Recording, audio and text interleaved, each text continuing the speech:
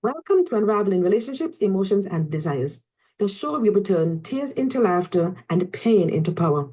I am your host, Dr. Sheila Hodgman Dovan, and we are continuing the discussion on the brain's overzealous alarm system and its relationship to anxiety.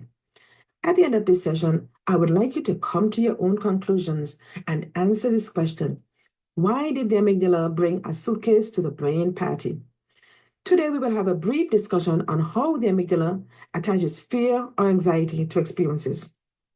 According to the American Psychological Association, the amygdala is a small almond shaped structure located deep within the brain's temporal lobe, and it plays a crucial role in how we experience fear and anxiety. As one of the key components of the brain's emotional response system, the amygdala is particularly fascinating to explore because it works very fast and it's constantly working to impact our daily lives. The amygdala is not lazy, it's constantly working all day long to impact our daily lives. In emergency situations, whenever there's an emergency, the amygdala acts swiftly, often before our conscious mind has a chance to process the situation. So you don't have to tell the amygdala to get up and work. The amygdala is always ready to work. For instance, imagine walking through a dark alley and suddenly hearing a loud crash. Before you can even think, your mind might not react. Before you could even think, your body might react with what's known as the fight, flight, or freeze response. So before you could think of what to do, before you can think about what's going on, your body is already reacting with the fight, flight, or freeze response. You're going to choose to either fight, flight, or flee from the situation. This instinctual reaction is initiated by the amygdala. Yep, the amygdala is what responsible for you getting into that mode of fight, flight, or freeze response. And the amygdala communicates with other parts of your brain. The amygdala communicates with other parts of your brain, such as your hypothalamus, to activate the sympathetic nervous system. So the amygdala is the one that activates the sympathetic nervous system. The amygdala is the one responsible for communicating with the hypothalamus to activate the sympathetic nervous system. These responses include increased heart rate, enhanced breathing, and a rush of adrenaline, all designed to prepare the body for immediate reaction.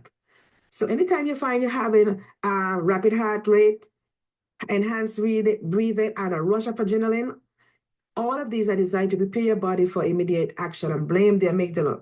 Okay? Or thank the amygdala, because if it's a real emergency, you'll be glad the amygdala was working overtime.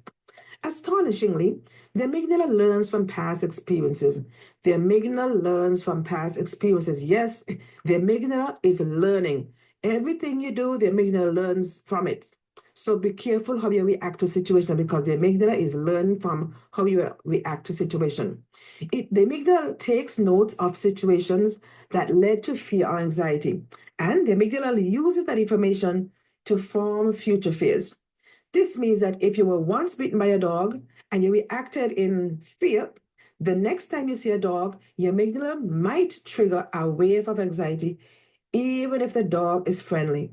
So if you were bitten by a big dog and you acted out of fear, it's possible the amygdala can also trigger an anxiety response from a chihuahua, even though the chihuahua might not be as dangerous as the bigger dog. It is possible.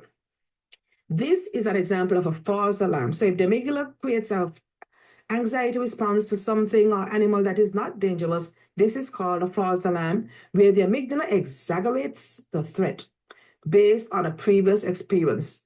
So if the amygdala sees you scream at a spider and act in fear, extreme fear, every time you see a spider, the amygdala is going to tell you there's danger. But here's the exciting part: the amygdala can be retrained through various techniques. Yes, the amygdala can be retrained. The amygdala can be retrained. You can retrain your big amygdala. Everybody is capable of retraining your amygdala. And some of the techniques, such as cognitive behavioral therapy or gradual exposure to previously feared stimuli, individuals have the opportunity to reshape and retrain the amygdala's responses. So, if you need help, you can get a professional to help you learn about cognitive behavioral therapy or how to use gradual exposure to train your amygdala, to retrain your amygdala. For example, if you're anxious about speaking in front of class, This one is very simple. You can slowly expose yourself to similar situations. First, you practice in front of a mirror, then you practice in front of your friends, and eventually you'll be ready to stand up in front of your classroom and practice speaking in front of your classroom. This gradual exposure can help train the amygdala and it helps the amygdala to form new associations, replacing the fear that it once had with confidence. So you can retrain your amygdala.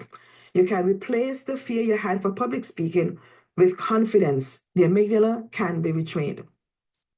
Moreover, researchers have discovered that mindfulness practices like meditation can also help soothe the amygdala. By learning to calm the mind and focus on the present moment, individuals can reduce the likelihood of the amygdala reacting to non-threatening stimuli with anxiety. So remember this, mindfulness practices like meditation can help soothe the amygdala. So practice mindfulness practices. Practice mindfulness meditation on a daily basis, and this will help soothe the amygdala. A very relatable example can be drawn from social media. This is an example. Imagine scrolling through your feed and seeing a post that triggers feelings of inadequacy or fear of missing out, which is FOMO. If this interaction causes you distress, over time, your amygdala might begin associating social media with anxiety, making you apprehensive about logging on again. However, by recognizing these triggers and adapting your reactions, perhaps by limiting your social media, the amount of time you log onto social media, or changing your perspective, you can help retrain your amygdala to respond differently. Understanding the amygdala's role in fear and anxiety empowers us. Understanding the amygdala's role in fear and anxiety empowers us.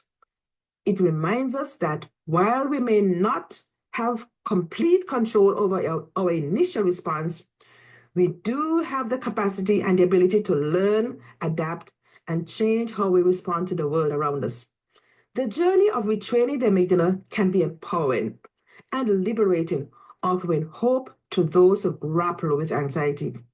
Embracing this adventure might just pave the way towards a more serene and fearless existence. Now it is time for you to answer the question. Why did the amygdala bring a suitcase to the brain's party? Ding ding, the answer is because the amygdala is always ready for a fight, flight, or freeze trip. Join me next time for Unraveling Relationships, Emotions, and Desires. Life isn't just about fight, flight, or freeze. It's about finding your fabulous. Until next time, keep unraveling the extraordinary in every day. Visit us at www.unravel.com to continue the conversation and stay fabulous.